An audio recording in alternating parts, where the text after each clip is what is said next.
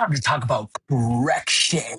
Today, I wanted to talk about institutional corrections, which is a polite way of saying places where the government feels that you should be because of some decisions that you made. Solitary confinement. In this video, I'm going to break down how prisons work, how people get classified, and the different levels of security that you hope to never look forward to. Grab your metaphorical coffee and let's get into it. The first question we should be asking is what even is corrections? Corrections really covers everything we do with people after they have entered the criminal justice system. Some people picture like a peaceful rehab center where folks are journaling and meditating, while others picture Shawshank or the Green Mile or really any other prison movie that exists. The truth is awkwardly in the middle. Correction splits into two big categories.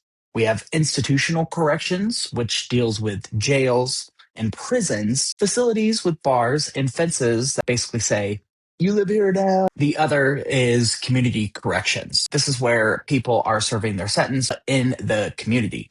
So we're talking probation and parole.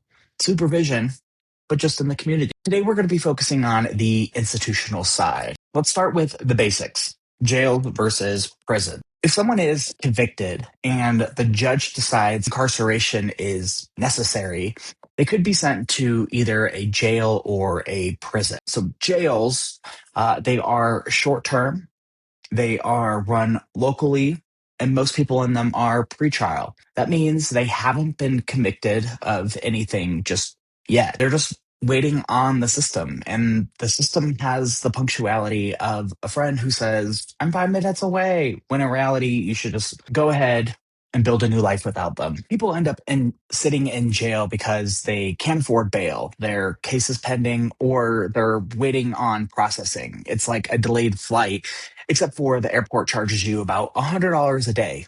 And they also take your shoes. So jails, they are short term. Prisons house people convicted of felonies. These are offenses that are serious enough for a sentence of 1 year or more. Prisons are not all the same. Some are low key, some are insanely high security, and some are basically the human equivalent of unplugging and restarting society's problems. This takes us to classification. It's like sorting, but very bureaucratic.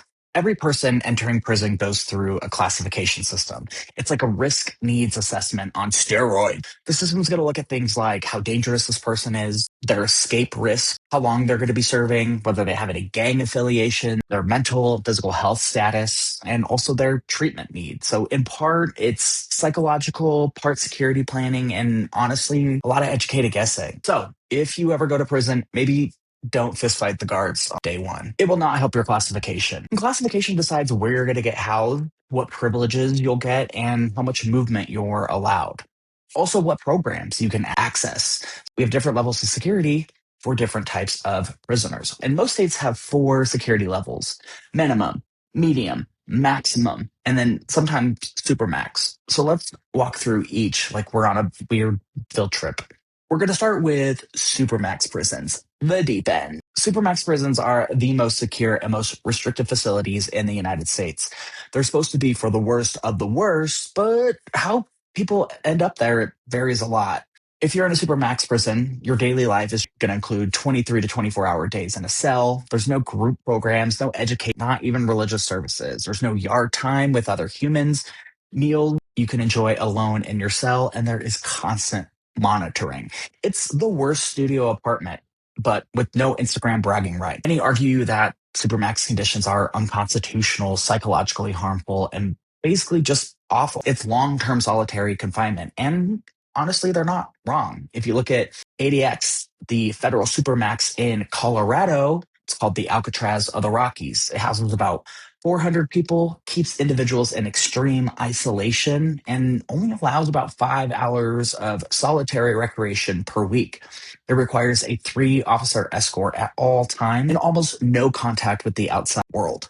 Famous people that are at ADX include mostly people responsible for terrorism and bombings and espionage. Basically, if Netflix has produced a documentary about you, ADX might be where they are. They've also had multiple lawsuit claims. related to abuse, neglect of mental illness, and inhumane treatment. So Supermax is fairly intense. That's where the Boston Bombers are. Well, one of them, because one was executed. Next up is going to be maximum security prisons. Besides Supermax, these are the most secure prisons in the United States. People aren't typically sentenced directly to a maximum security prison. They're sentenced to a prison, they go to classification, and then they are classified to a certain security level. And once there, if they are violent while they're in custody, or they try to escape, or they create a lot of issues, they may get moved to a higher or a more maximum security or a maximum security unit.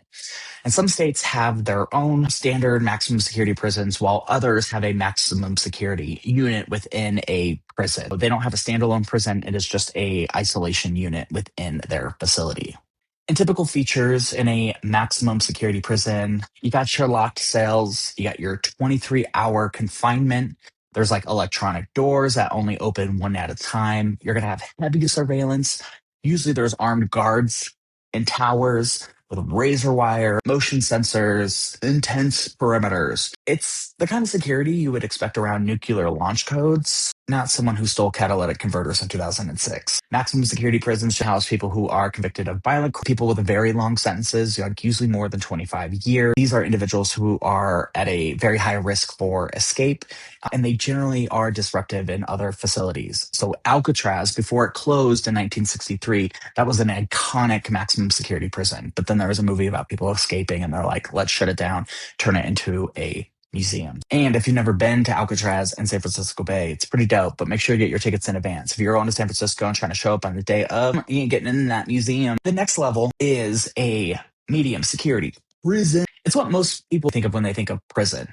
Its common features, it's got cage style cells. You have more interaction among the inmates. There are opportunities for work programs, treatment, and education, lower staff to inmate ratios. There's double fencing, but still electronic detection systems. And they generally house offenders who have less serious violent offenses, property crimes, and also drug related offenses. So if maximum security is a vault, medium security is a fenced in neighborhood where everyone is forced to live with their ex. Punishment enough, I'm saved. And then finally, we have minimum security prisons, arguably the chillest option, relatively speaking. These are often called camps because they feature, dorm style housing, shared bathrooms. There's little or no perimeter fencing. There's generally work crews that allow you to go outside the facility, and there's also community programs. So people that are housed here tend to be lower level risk. They tend to be nonviolent offenders, do a lot of white collar offenses. They're like accountants who steal too much money from people. People who have been to minimum security prisons that you may know: Martha Stewart, insider trading; Lauren Hill, like tax fraud; and then also Piper Kerman, who wrote Orange is the New Black. So medium security prison is still prison, but if you had a choice, that would be the Airbnb that you would want. Although it's really expensive and not as much fun and none of that blankets. I think what's important to know is that the research shows that prison does not reduce reoffending. And that part surprises people. It shouldn't, but it does. According to this massive meta-analysis of over 100 studies, prison does not reduce offending. And in fact, it may slightly increase it. Yeah, the main strategy we use does not do the thing that we say it does. Prisons are like shiny phones that drop calls and set random alarms at like 3 a.m. They look powerful, but they function terribly.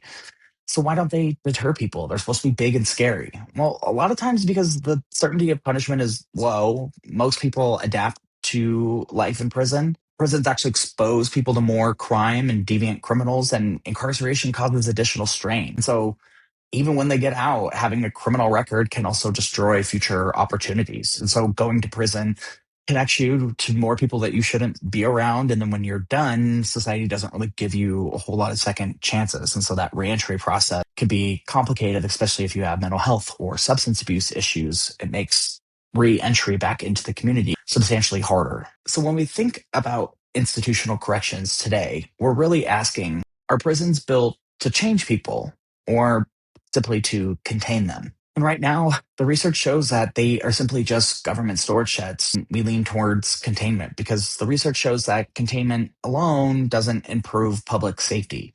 People change when the system invests in good programming, treatment, social support, and also dignity. But it's hard to convince taxpayers to pay for people who commit crimes.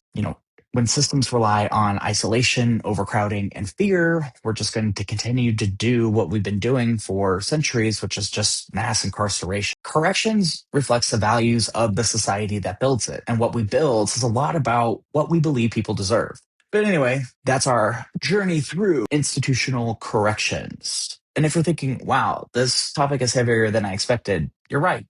But understanding it is essential for understanding the whole criminal justice system. So, other than that, I will see you in the next lecture. Bring snacks. Or don't. I can't actually see you. But bring snacks anyway. Bye.